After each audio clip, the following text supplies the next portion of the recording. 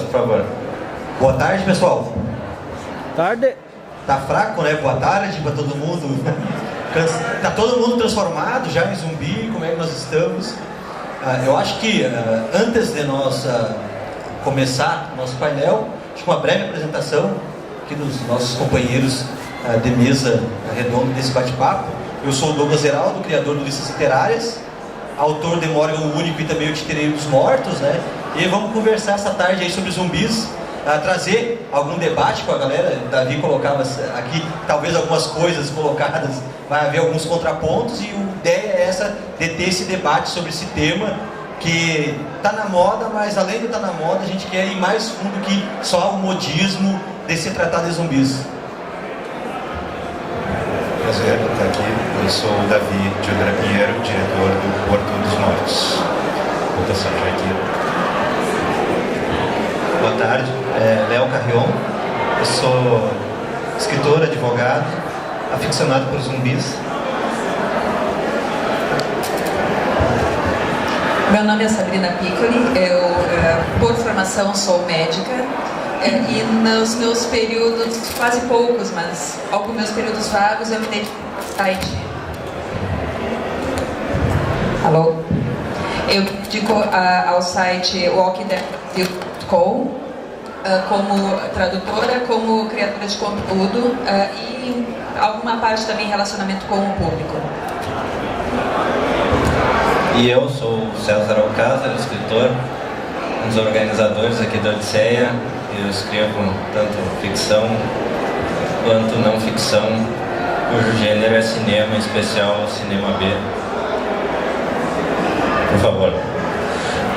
Bom, pessoal, acho que vamos abrir o debate. A nossa ideia dessa conversa hoje à tarde é abordar o máximo possível, né, de tópicos sobre esse tema zumbis, que ele é bem abrangente.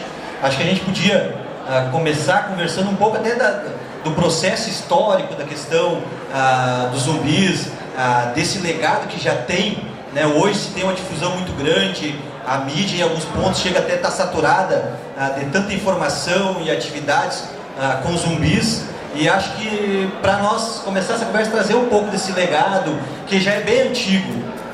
Não é de hoje que zumbis ou mortos-vivos têm sido colocados, inclusive em escrituras sagradas.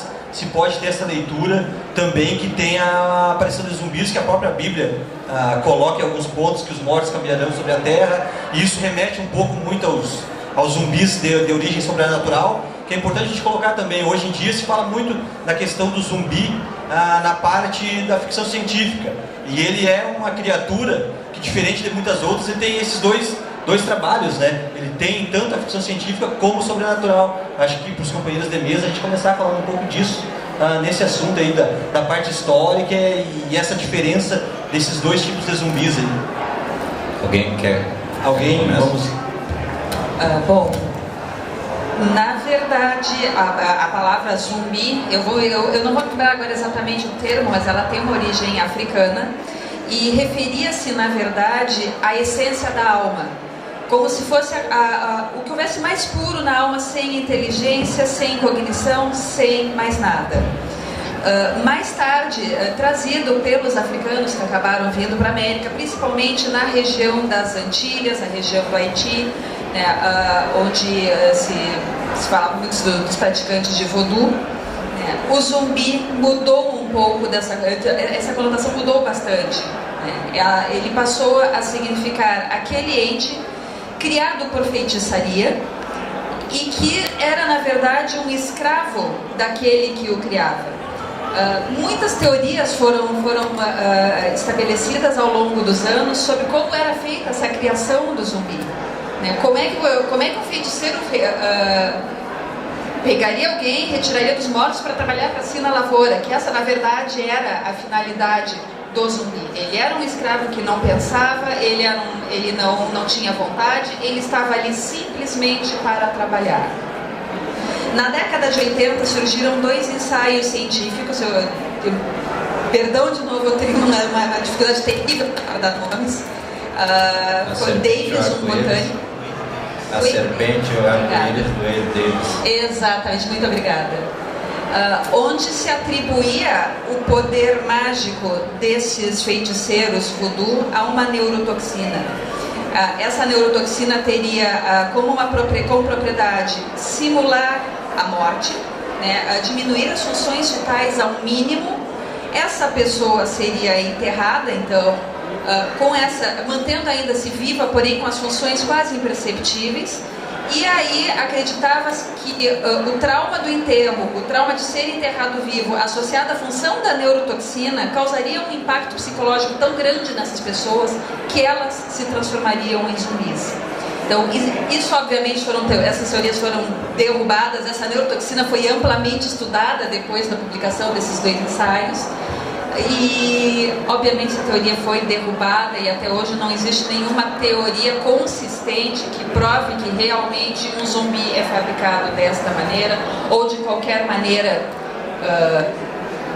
plausível cientificamente.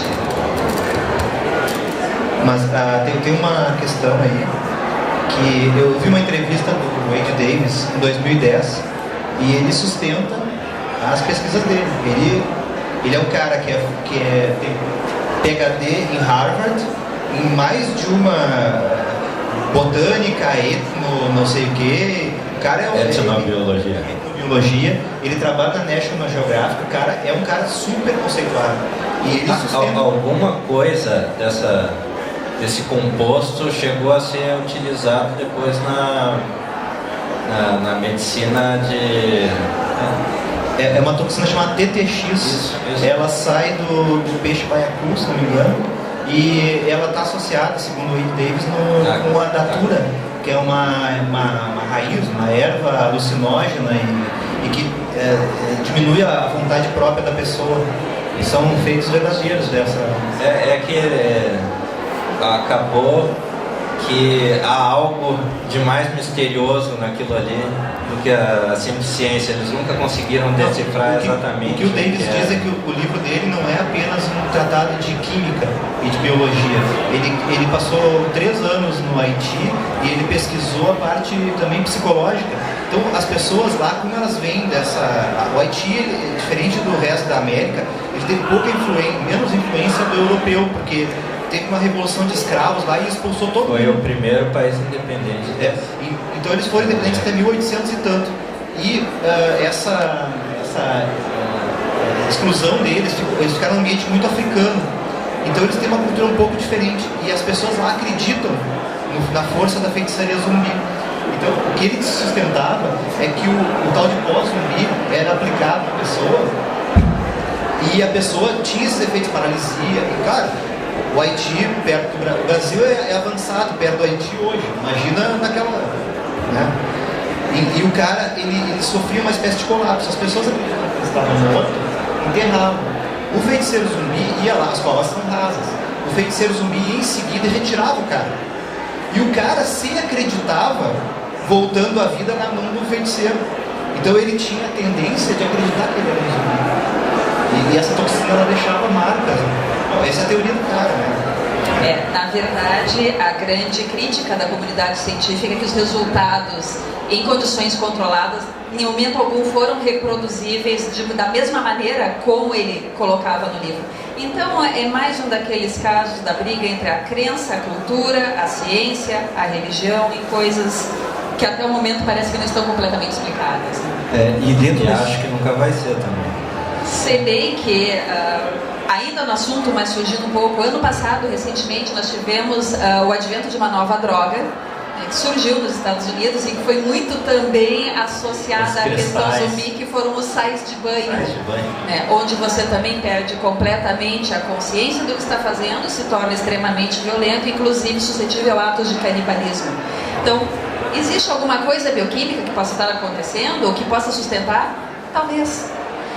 E é importante esse link com a questão das drogas, dos cristais, porque também, na verdade, com essa popularização maior da questão dos zumbis, tem acontecido que hoje que muita coisa se pende para o canibalismo ou para o estranho, tem caído muito nos zumbis, que até eram criaturas que não eram muito falado na arte, na cultura, que começou muito com a questão dos filmes do próprio Romero, a ter mais esse destaque, e também totalmente diferente do que é hoje. Hoje se tem muito o aspecto comercial, o aspecto da questão do futuro apocalíptico, e antigamente tinha muito de crítica social, de cobrar a questão de ações do governo, a própria apresentação do zumbi, o próprio ato do zumbi ser, digamos, discriminado, porque enquanto o vampiro é bonitão e galante, vinha até mesmo assim como crítica social. Acho que a gente pode entrar nesse assunto dessa popularização. Nós estamos falando de história, mas também de futuro, dessa fixação que tem hoje a comunidade. Eu comentava com o Davi na chegada ali, a gente vê muita coisa na internet, tem gente que levantando as mãos para cima, torcendo a questão da chegada do apocalipse zumbi, tem gente com contagem regressiva, né? Por causa dessa fixação que se tem com o termo zumbis. Acho que a gente podia abordar um pouco disso. O cinema trouxe os zumbis de um jeito, hoje eles já estão de outro, né? As próprias séries de TV começaram de uma forma, e hoje tem 500 séries de televisão aí com zumbis, desde de coisa bacana e coisas totalmente dispensáveis no meio do assunto. A ponto do zumbi hoje, o trabalho não é nem o cara virar zumbi, é o cara ser zumbi e voltar a ser humano. Como é que vocês veem essas novas versões, novas atividades aí, zumbis? Eu acho até que o César, que é um cara especialista em filme B, os primeiros filmes de zumbi lá da década de 30, 40, com Bela Lugosi e tal, White Zombie. O zumbi, White Zombie, Return of the Zombie, esses filmes, eles são filmes que o zumbi era um zumbi haitiano, né? Sim, ainda é a mitologia haitiana. E que o primeiro filme com zumbis canibais, embora não apareçam zumbis canibalizando ninguém, é o I Eat Your Flesh, ou Skin, que é do início dos anos 60, é anterior ao filme do Romero. Mas o filme do Romero, obviamente, foi o que consolidou essa característica que não tem nada a ver com o mito original. Davi, eu acho que também entende do assunto aí. Eu, na verdade, estou um pouco intimidado porque eu vejo que as pessoas aqui estão levando o zumbi mais a sério que eu levo atualmente. Eu estou com uma visão bem crítica em relação, até eu comentei com o Douglas, essa questão do apocalipse zumbi, desse gosto pelo zumbi como fetiche mais do que objeto artístico, como eles fizeram com tanta seriedade, uma construção histórica de interesse pelo, de certa forma, descontrole do próprio corpo, porque eu acho que o zumbi, o que tem de mais importante, que ele é um monstro que conecta tanto com a gente pela questão do descontrole. O nosso corpo, a nossa igreja andando por aí sem controle, podendo ser destruída, com essa ideia de que a nossa fisicalidade continua após o nosso espírito ter ido embora, por assim dizer, né? O nosso controle mental do nosso corpo inexistente.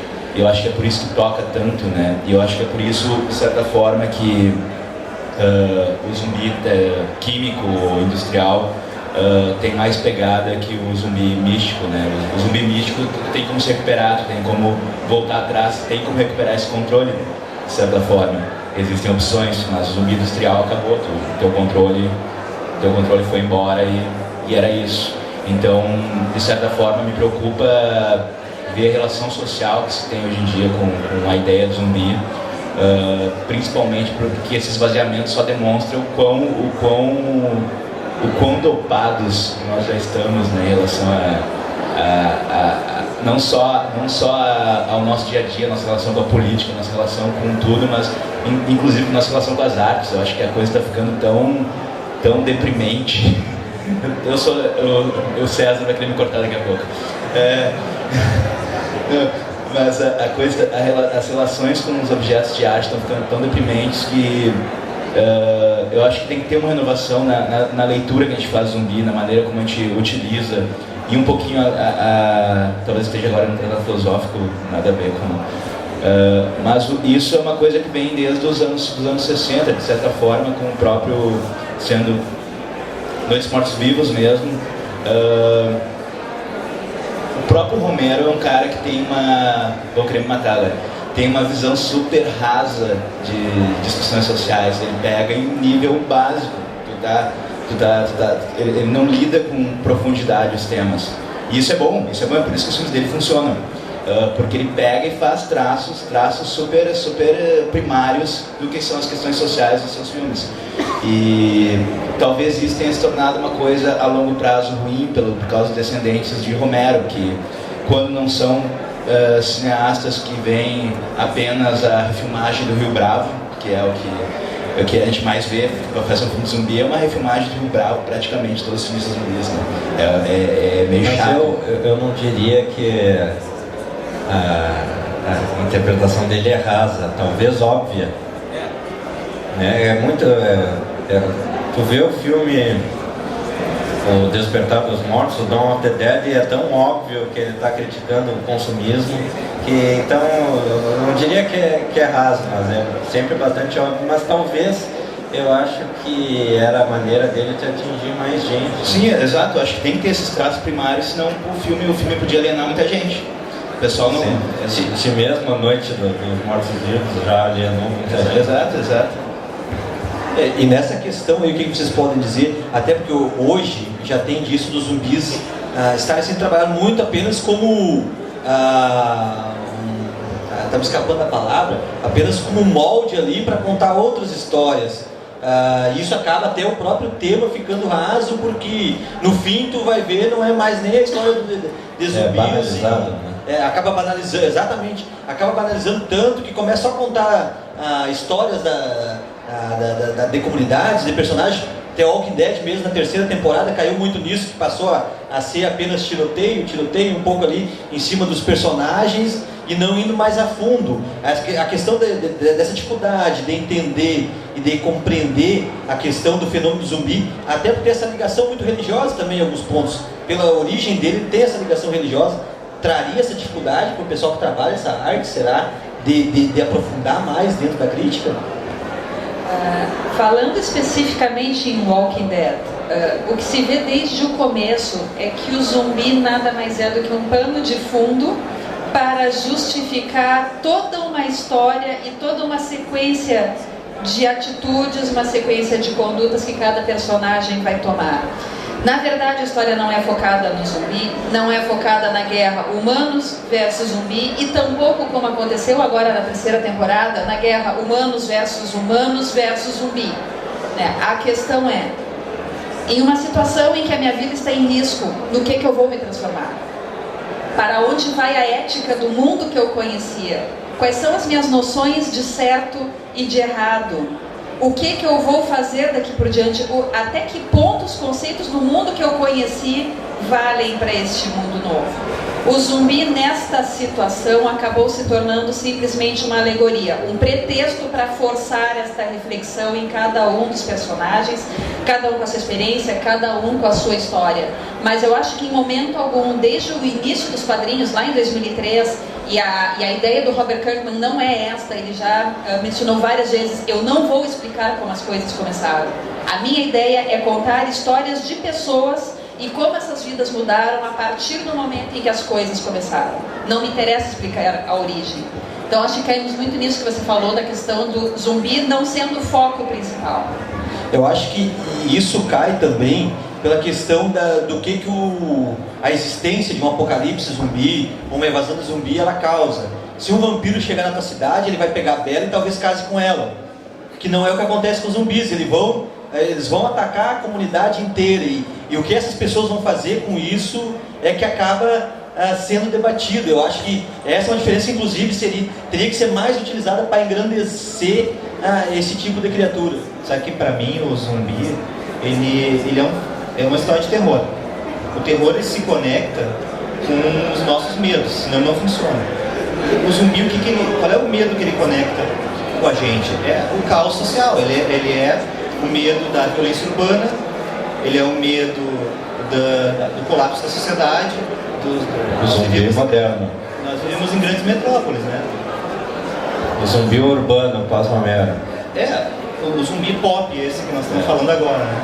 Então ele se conecta com as doenças transmissíveis, com o colapso da sociedade. Por isso que esse tema de apocalipse, isso é um terror para nós. Estava falando de vampiro. Vampiro hoje em dia virou um ser romântico. Ele deixou de ser terror. Ele era terror lá na sociedade vitoriana, que tinha toda aquela repressão sexual. Para nós não tem sentido mais, então ele virou romântico. E o pior é que ele trazer zumbis românticos.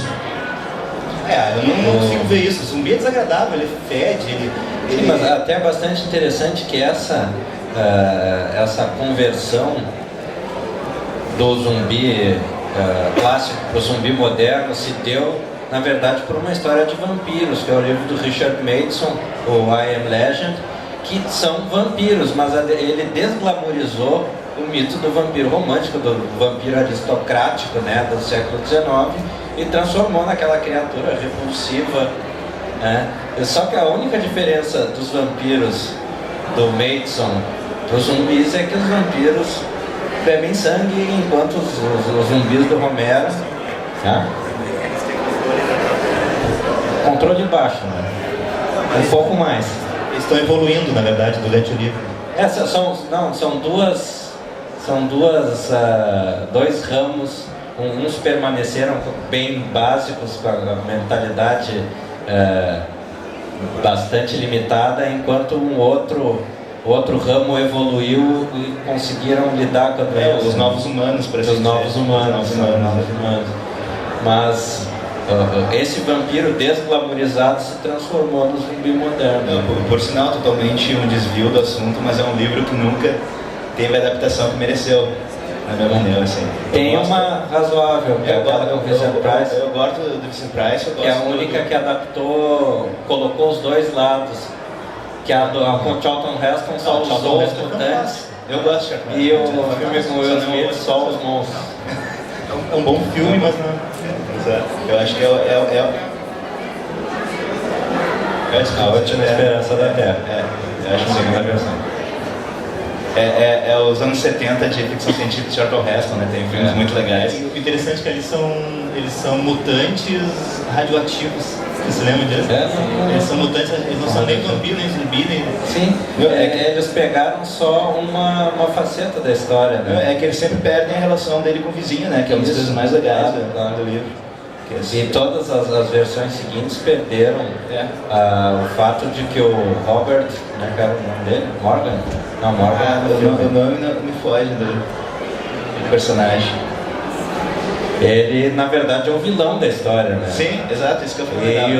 Tanto a versão do Charlton Heston quanto a versão do Will Smith, eles abandonaram essa faceta, né? Sim. Que, na verdade, os humanos naquele momento era quem representava a minoria. Ele é um monstro, né, naquele contexto, e ele só percebe isso no final. Não, mas é interessante pegar o livro como base, porque se tu for ver, nós temos dois bons de filmes de zumbis nos anos 70 por causa dos Portados Mortos, e agora após o Extermínio, né, que teve um boom que não acabou ainda, né?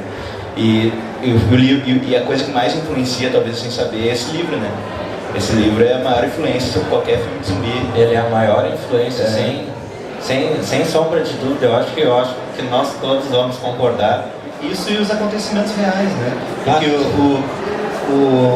se vocês olharem o Walking Dead, essas mais modernos, e tu observar essas manifestações populares, tipo o massacre da Praça Celestial, ou então tu observar aqueles conflitos que deram em Los Angeles quando a polícia agrediu conflitos raciais. Então eles são muito parecidos esteticamente. Se tu observar, teoricamente, pegar um helicóptero e passar por cima, tu não vai conseguir diferenciar um filme de Walking Dead, uma situação de zumbi. Eu me lembro nesses conflitos, uns comerciantes coreanos de colete à prova de balas com barricada na frente das suas lojas para evitar os saques. Isso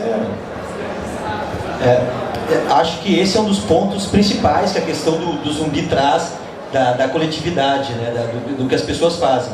Não sei se vocês concordam ou não, que de toda a literatura, filme também, o que acaba mostrando para nós é que a sociedade humana ela é muito frágil. Ela convive em sociedade através de leis muito finas, de que a qualquer momento ela pode ser cortada, e um caos nesse nível seria o caso de acontecimento, assim, poderia ter outros fatos religiosos ou não, mas um acontecimento de nível maior, acaba tudo aquilo que é convencionado socialmente, da gente respeitar um ao outro, da gente respeitar a casa do vizinho. The Walking Dead, em parte, acaba mostrando isso, e eu até acho que, no fundo, serve muito de pretexto para já julgar, talvez, comportamentos pré-estabelecidos de cada um dos personagens, mas com zumbis tem muito disso, de liberar aquela pequena linha tênue que a pessoa normal se mantém civilizada. Porque, na verdade, não sei se é uma concordância na mesa, nesse tipo de ação acaba que a própria pessoa que está viva, tão bárbara quanto o próprio zumbi, porque ela vai olhar primeiro a questão da sua própria salvação nesse sentido, para depois da sua sobrevivência, e inclusive matando quem estiver por perto, vivo, morto. Vai perder toda a sua atividade moral, assim como o zumbi. Isso é a situação do Apocalipse, né? O próprio filme do Davi, ele tem essa situação, né? O cara perde totalmente o convívio social e passa a ser cada um por si, né? A sociedade acaba, vira uma sociedade mais primitiva, né? Nós voltamos à lei da selva, na verdade. Exato. E como é que vocês veem, acho que é importante a gente trabalhar, e que o Davi chegou a tocar um pouco nisso, da romantização dos zumbis, tem quase zumbi crepúsculo hoje em dia, embora eu não li o livro, mas tem várias visões sobre livros. Uns dizem que é bom, outros dizem que não, mas tem disso, tem essa romantização dos zumbis. Para a gente conversar um pouco sobre essa fixação aí, que a gente já comentou um pouco ali, uns torcendo para vir, outros se preparando para que se isso acontecer. Como é que a gente vê essa questão da fixação hoje, principalmente da juventude? Existem séries na internet que nós comentávamos ali, que o pessoal chega quase gritar aleluia, que o apocalipse zumbi está vindo. Talvez, se isso já não seja até um comportamento social, porque hoje no país não se manifesta como se manifestava em 1980, como se manifestava em 90. Talvez seja um princípio de vontade, quem sabe disso, porque o cara está ali querendo o caos mesmo para talvez fazer uma coisa. Como é que vocês veem isso? E sobre o romântico, Davi, no blog da questão do meu livro, vocês têm ao ponto que chega, é bem estranho mesmo, que um dia eu olhando no Google Analytics para ver as palavras-chave que vinha de visita, eu me apavorei quando alguém pesquisou sexo com zumbis. Eu disse, onde é que nós vamos parar dessa maneira? Eu não sei se procurar novas vertentes é exatamente o problema. Eu acho que pode servir narrativamente. A questão, eu cheguei a ler as primeiras páginas, admito, eu sou muito chato com isso. Ultimamente eu leio o primeiro capítulo, se não presta, eu estou começando a ficar velho. não sigo lendo. E o que saiu como Meu Namorado Zumbi, qual é o nome? Exato, eu li as primeiras páginas, não me agradou, mais por uma questão de literatura mesmo, de conceito. Eu acho que uma coisa que me irrita um pouco com os fãs de zumbi mesmo, eu já estou meio... Então, das regras, de querer muito que se siga as regras. Aquela coisa meio... E isso não acontece tanto com o pessoal que tem que gostava de zumbis antes da moda. Também não quero excluir as pessoas que começaram a gostar depois da moda, que é ridículo. Mas tu vê que tem uma coisa meio xiita em relação a lidar com zumbi, e isso acaba criando limites que não são necessários para trabalhar as histórias de zumbis, né? O problema não é exatamente humanizar o zumbi, ter sexo com o zumbi. A questão é não querer dizer nada além disso. Que chocante ter sexo com zumbis. Olha que bonitinho ter um romance com zumbis. Dá pra fazer tudo com isso. Não, o que tu quer dizer com isso? Não adianta a criatura, tanto os vampiros, quanto a múmia, quanto o monstro de Frankenstein, são ferramentas para expressar realmente coisas humanas essenciais. E questões sociais, como já se falou até agora. Então, não sei se é uma questão exatamente de limitar. Não é isso que me incomoda nesses livros, nesses romances e tal. É a questão de não ter exatamente um recorte que diga alguma coisa. Eu acho assim, isso aí que tu fala, eu não consigo, a maioria dos autores eu não consigo nem ver isso, sabe por quê? O cara está mais preocupado em decidir se o livro dele ou a história dele vai começar explicando da onde vem o zumbi ou não. Se o zumbi é rápido, tem essa discussão, não sei se vocês acompanham, se o zumbi é rápido ou o zumbi é lento. Isso é uma discussão nesse mundo zumbítico aí, é uma discussão séria. Se o zumbi, e outra, se o zumbi faz só um som brutal assim, ou se ele grita. Ou se ele fala. Então as discussões, elas são muito mais superficiais. Assim como o pessoal que reclama que os zumbis não são realistas na Noite dos Mortos-Vivos. Alguém já viu um zumbi, por exemplo? Falar de um zumbi realista, falar de um vampiro realista é um pouco complicado. Mas vampiro tem, né? Tem os clãs, as pessoas que fazem isso. Mas acontece bastante. Eu tive a primeira resenha do meu livro, por exemplo, a pessoa disse que era incoerente e inverossímil. Mas é óbvio, é zumbis, vai ter que haver uma incoerência nisso. Até porque não trata apenas de zumbis. Tem zumbis na capa, mas não é sobre isso. Eu acho que o Davi colocou isso, está falando muito, porque é zumbis.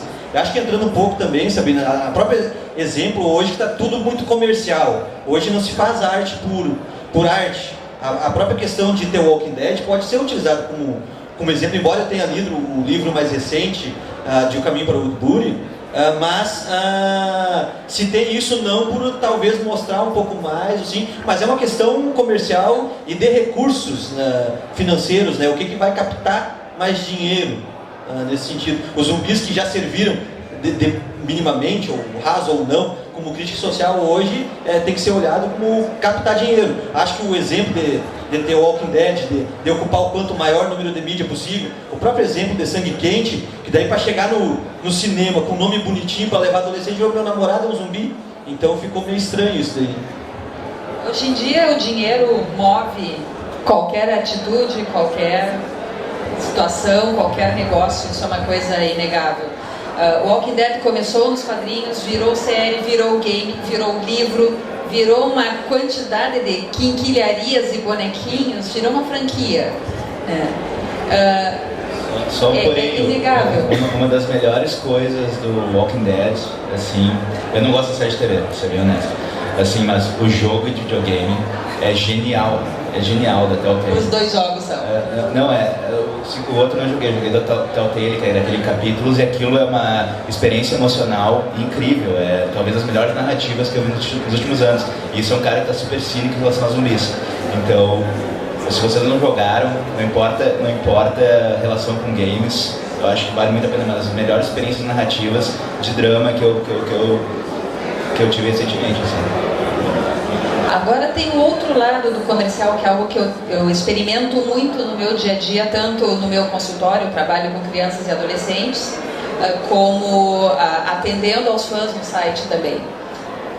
A história começou no quadrinho, a vasta maioria aqui no país, olha, dava para contar nos dedos quando começou a série quem lia realmente os quadrinhos. Então a vasta maioria conheceu na TV, foi para os games e a gente sabe que hoje em dia a leitura para criança e para adolescente tem sido uma tarefa difícil, uma tarefa inglória. Tu despertar o gosto da leitura tem sido muito complicado. A grande maioria tem recebido as coisas prontas e te diz com todas as letras: eu não gosto, eu tenho preguiça de ler. E o que eu vejo, o que tem acontecido direto é que o fã da série vai pro game e daqui a pouco vem: Sabrina, onde é que eu consigo o quadrinho? Eu quero ler. Sabrina, onde é que eu consigo? Aqueles 2 livros que lançaram, quem tu acha são bons? Vale a pena? Eu estou pensando em ler. Vai, leia. Então o que a gente está vendo são as outras mídias indiretamente acabando por despertar a curiosidade pela leitura nesse público mais jovem. O mesmo aconteceu, fazendo um parênteses, independente de qualidade ou não, com o Crepúsculo. As meninas liam e queriam saber o que era, afinal, o Morro dos Ventos Vivantes, o Mercador de Veneza ou Romeu e Julieta. E a partir de uma literatura mais popular, vamos dizer assim, acabaram descobrindo os clássicos. Então, em função das mídias, esse tipo de fenômeno também está acontecendo. Tanto que esses clássicos foram relançados com uma roupagem de design mais atrativa para os jogos. Morro dos Ventos Vivantes recentemente saiu inclusive em versão bilíngue. Agora não lembro, a Landmark, a editora Landmark, com um jeitão bem crepuscular. É igual a própria. Achei que a pessoa estava no crepúsculo. E isso traz um pouco, o Christopher conversava de manhã ali, a gente puxando esse link com os clássicos, que na verdade tem muito disso. Às vezes o que é contemporâneo hoje tem essa crítica, a própria literatura fantástica tem esse exemplo, mas entre os grandes clássicos, H.G. Wells, Júlio Verne, que é um dos meus autores prediletos, é literatura fantástica em termos. Nesse sentido, com os zumbis tem um pouco desse sentido. Nós falávamos de capitalismo, e acho que é importante colocar também que o pessoal fala em dinheiro, os zumbis fazem dinheiro, mas num eventual evento desse, a primeira coisa que perde valor é o dinheiro, porque não passa a valer mais nada nesse sentido. Como é que vocês veriam isso na prática, um apocalipse zumbi? O Davi sabe que talvez não venha isso, mas vocês acreditam que isso reflete um pouco o que está na literatura, o que está no cinema? Refletiria a nossa sociedade isso? Não conseguiriam agir de modo organizado e ordeiro? Sabe que tem uma série americana que chama Prepares, que são pessoas que estão se preparando para apocalipses diversos, né? Cada um inventa o seu próprio apocalipse. Tem uns que é apocalipse zumbi, outros que é a queda do sistema financeiro, outros que é uma solar flame. Tem cada um inventa. E as preparações são muito interessantes. Tem caras que investem fortunas nesse negócio. Eu me lembro de um que o cara tirou a piscina e fez todo um ecossistema autossustentável que terminava na galinha, entendeu? Pô, um troço fantástico. Aí o programa, ele traz especialistas em sobrevivência, ó, e eles analisam a preparação do sujeito. Aí o cara, eu lembro desse caso do cara das galinhas.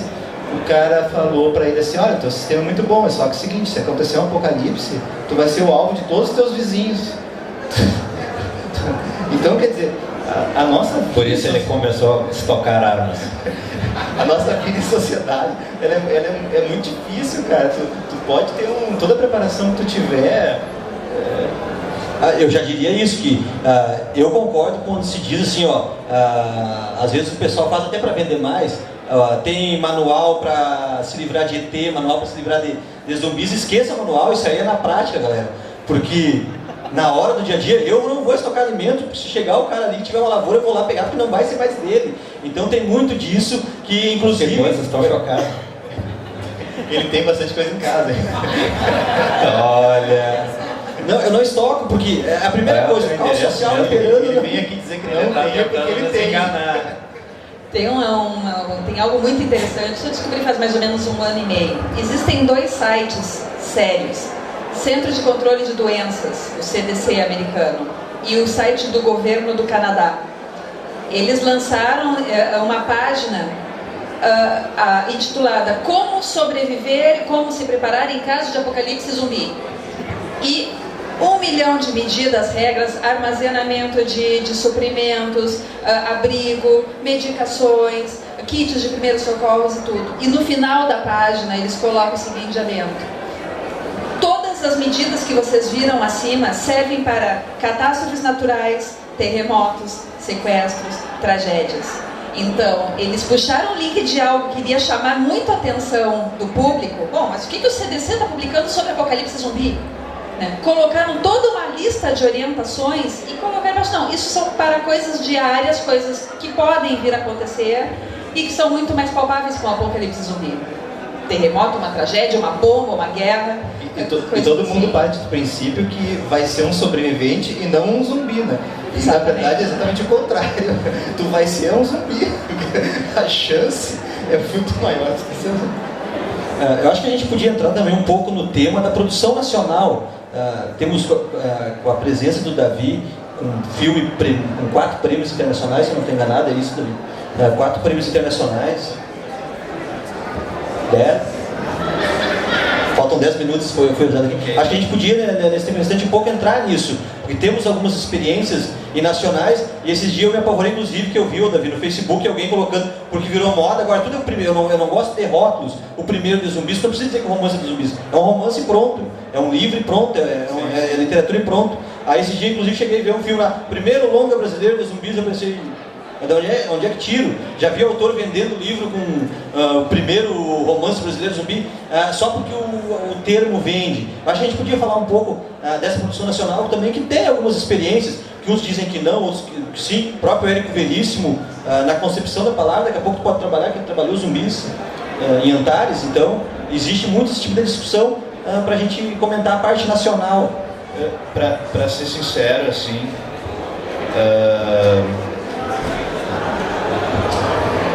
a gente falou da saturação, né, dos zumbis.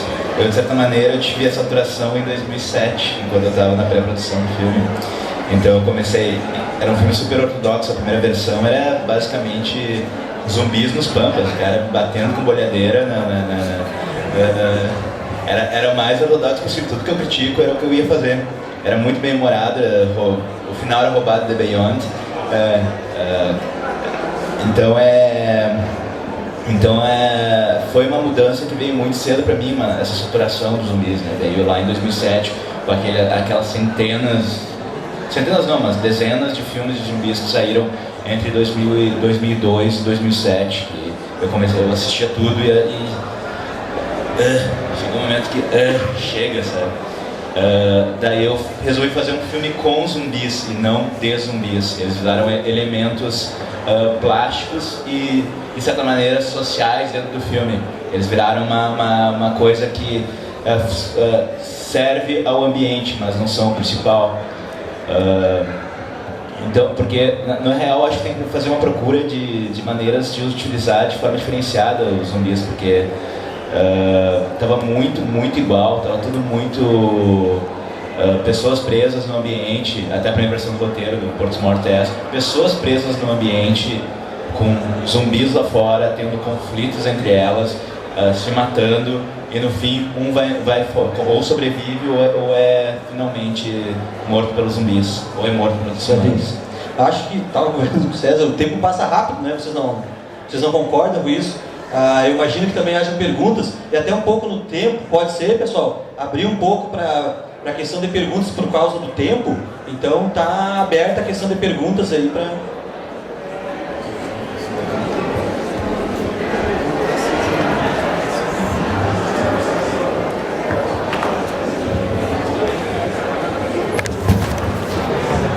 Boa tarde, eu já fiz o Barbosa. Eu até fiquei muito curioso, porque realmente curto o tema, já fiz alguns trabalhos amadores para o YouTube.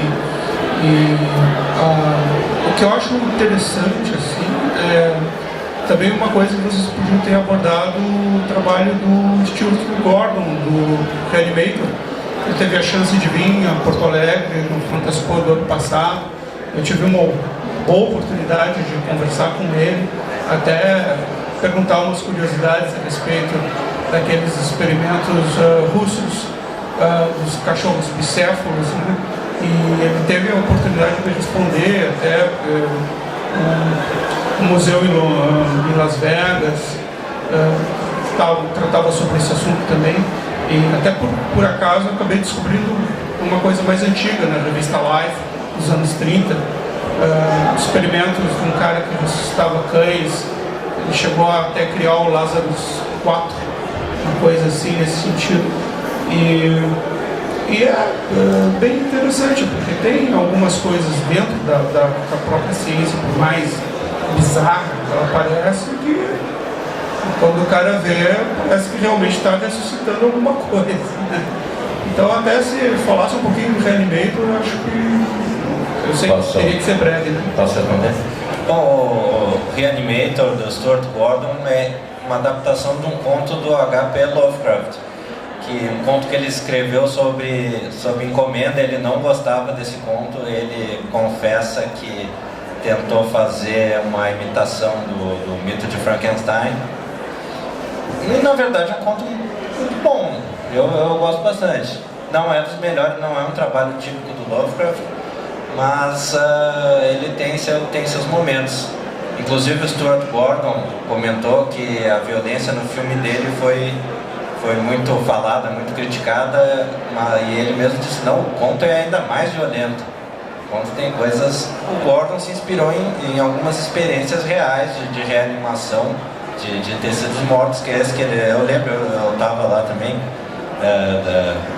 experimentos realizados na Rússia, que os caras conseguiram animar assim rapidamente alguns cães mortos. É algo bem bizarro, algo como se fez na época, que inspirou a Mary Shelley também, esse experiência de reanimação com corpos que acabou gerando como é que é o nome do italiano aquele? O italiano que a galvanização, o processo de galvanização, os encaixes, acabou vindo dessas experiências com a tentativa de ressuscitar cadáveres, né? Um dos pioneiros foi o Galvani, que mais tarde viu que aquilo era bobagem e usou o mesmo método e criou a galvanização de metais. Acho que só para complementar, que também isso aborda muito algo que está intrínseco em cada pessoa, que é o desejo de trazer de volta à vida aqueles que se foram, né? Eu acho que passa muito por isso. Tem Frankenstein, tem Lázaro na Bíblia. Cemitério Maldito do Stephen King. Cemitério Maldito.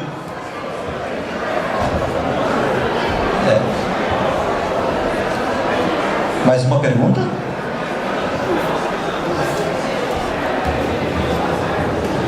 Eu queria saber o que vocês acham dos próximos projetos que vão ser lançados no cinema. Vai ser lançada a série Zumbilândia, Guerra Mundial Z e Abraham Lincoln, Caçador de Zumbis. Eu rapidamente vou dar minha opinião. A questão do Zumbilândia eu acho bacana porque pelo menos é horror e rir. Eu no meu trabalho eu uso muito a questão do humor negro, sabe? Eu acho bacana esse tipo de trabalho de misturar o humor com até porque acaba falando mais do que daqui a pouco alguma coisa que é pretensamente séria. Eu acho ótimo. Eu acho que primeiro parece que o filme é baseado na obra do Brooks, né? Que é o Brad Pitt, né? Então, com certeza vai ser um sucesso no cinema e vai ser a primeira vez que um zumbi vai ser romantizado, mas pela ótica do sobrevivente, né? Que é o Brad Pitt, né? Vai ser uma loucura de adolescente. A questão do Guerra Mundial também é interessante, que vai gerar aquele debate que tu colocou, porque não são zumbis que geralmente tu pega alguns leitores que eles descobrem, que acham que zumbi é só pra tirar na cabeça, entendeu? Em Guerra Mundial não, eles já são zumbis bem mais perigosos, né? Porque são de morte mesmo, eles não são lerdos, e que na verdade vai acabar gerando mais debate isso do que qualquer outra coisa, né? Outra pergunta, acho que nós temos tempo ainda.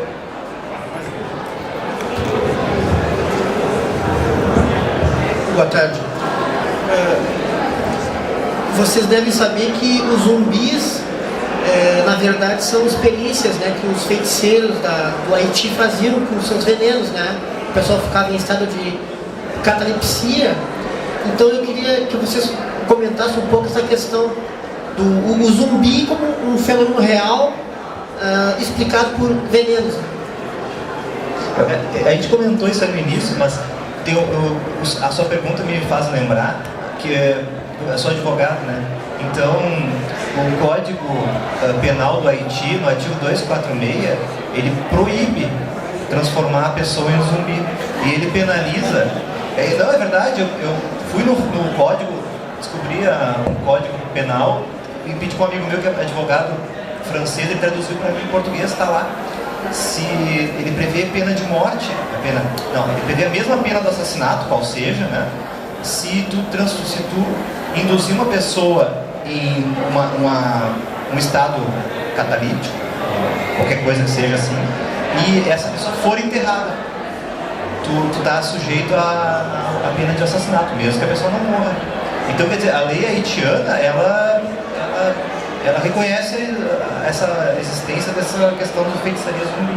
Ela leva bem a sério. Eu só queria completar essa parte do trabalho do zumbi. A gente já comentou antes, mas do zumbi, digamos, sobrenatural e científico um pouco, porque realmente ele é antigo. Eu defendo muito que, embora tenha na epopeia de Gilgamesh alguma menção a zumbis, eu coloco o zumbi mais famoso, a minha é Lázaro, porque ele estava morto e voltou de volta à vida, né? Jesus em tese teria o espírito, mas Lázaro não, porque ele saiu fedendo da tumba e seria um zumbi bem conhecido nesse sentido. E eu, particularmente, eu tendo a ter mais preocupação com zumbi sobrenatural que ficção científica. Ficção científica eu tenho a NASA, eu tenho o governo americano, que certamente se existe esse caso, eles estão estudando. Agora a questão do sobrenatural, tem um ditado que a minha avó dizia e a avó dela também comentava, que eu não acredito em bruxas, mas que elas existem. Assim como uns acreditam em Deus, outros não, né? Então o sobrenatural ele sempre te deixa com aquela ponta de dúvida, porque ninguém consegue provar que ele não existe. Exatamente. Eu gostaria de agradecer todo mundo aqui, todos os participantes desse painel. Agradecer ao Dr. Zeraldo que preparou esse painel para nós, convidou todo mundo. Então, muito obrigado. Ótimo painel.